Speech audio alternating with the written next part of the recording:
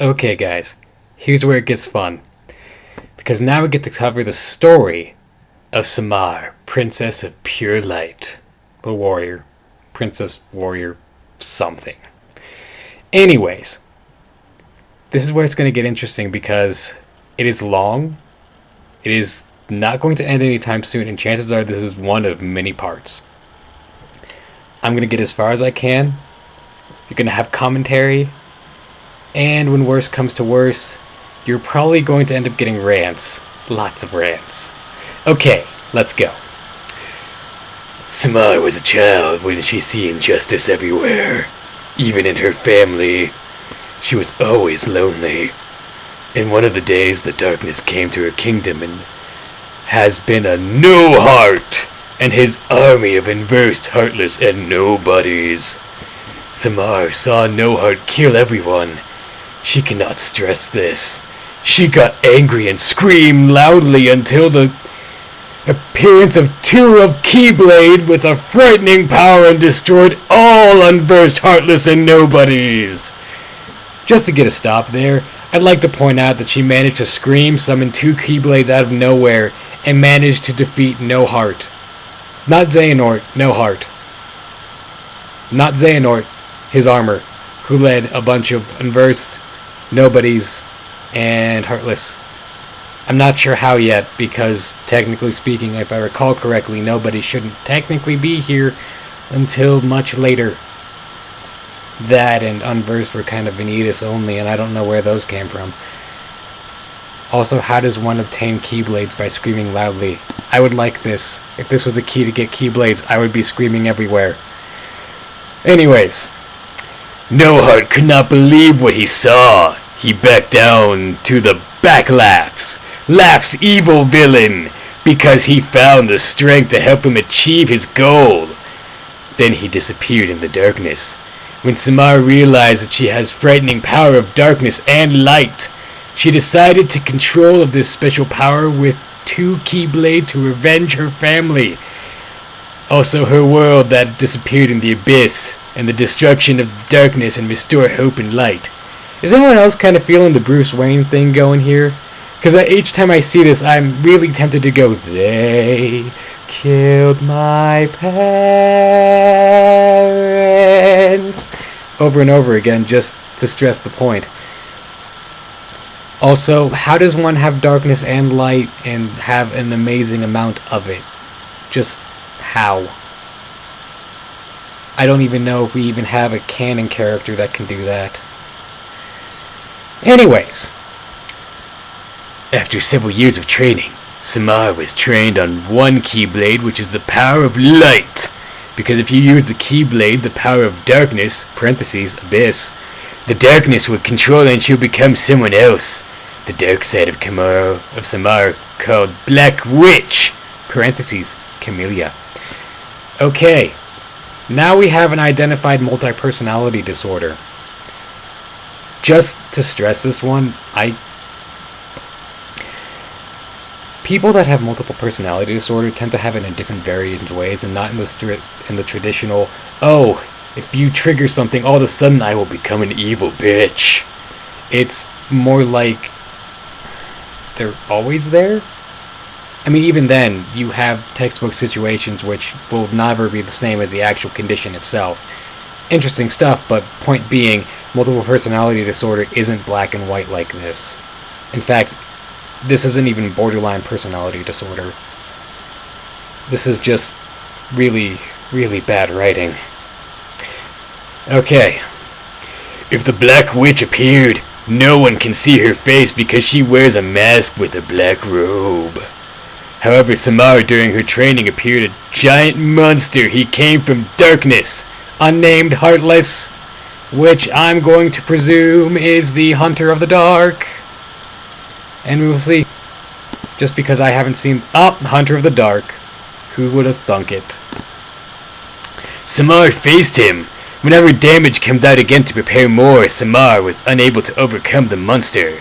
So she backed down before the monster injured Samar in her right shoulder and she escaped via a corridor of light.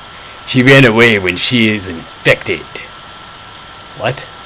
Firstly, no such thing as a corridor of light. There is only a corridor of darkness, and the only thing that would be necessarily the same relative thing would be the lanes in between. Because I don't even think there is a corridor of light per se. If there was, wouldn't Aqua be able to escape the realm of darkness? Just a thought there. Also, how does one get infected with darkness?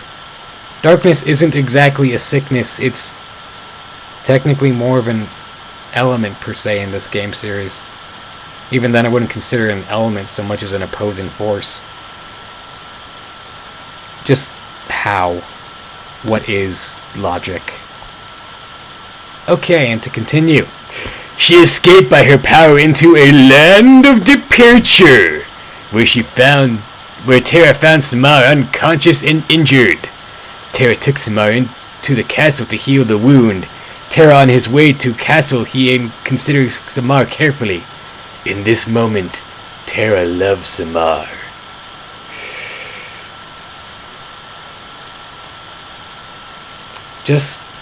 Yeah. I don't think that's how love works. Just guessing here on a limb. Love doesn't just suddenly happen. Lust does. But if this is Terra, I don't even think that's plausible.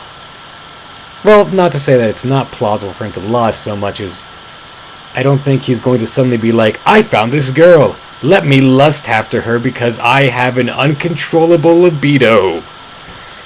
Just, if there's something that bothers me, it's when people do something like that. That doesn't happen. Ever. Ever, ever. Just, no.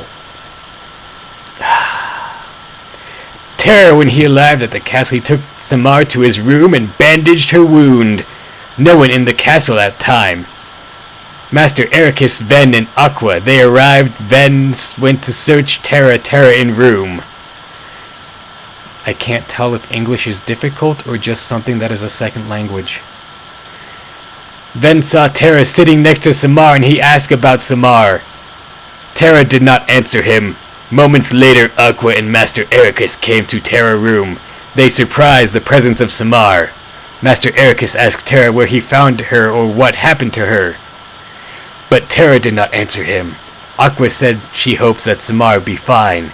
Samar slept an entire day. When she woke up, she found Terra asleep, holding her hand. She tried to stand up, but she issued voice of expression of pain. Terra woke up from her voice and saw her suffered from pain. He told her, "You shouldn't tie yourself like this." After a moment, he asked her about her name. She told him it's Samar. Terra said, "Samar? It's a beautiful name." Samar didn't say anything, and then Terra asked her what happened to her, and she told him about the monster. When she tells him what happened to her income, Ven and Aqua rejoice to see Samar fine. Income? What? After that, things seemed to talk about training. Samar asked them about keyblade. They surprised about her question because one know about the keyblade. She said that she have one, and she said she know all about the worlds. Okay, another thing you don't do. You do not make a character that knows everything. Big no-no. Do not make character that knows everything. Apart from the obvious reason of your character wouldn't know everything. Just don't. Avoid that as much as possible, please. Terra asked her about her, where she is, or who she is exactly. Samar said she cannot tell them that! Exclamation point. Then ask her about where she stay or what she will do next. Samar said she don't know about it. Terra proposed the idea of survival of Samar and train with them.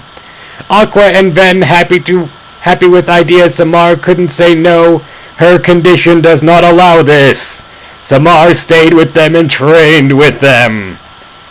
Okay, so if her condition denied her the ability to train, how did she do it? Mysteries. Anyways, I'm gonna actually cut it here and continue in a little bit. I'll see you on Birth by Sleep Part 2. Bye, guys.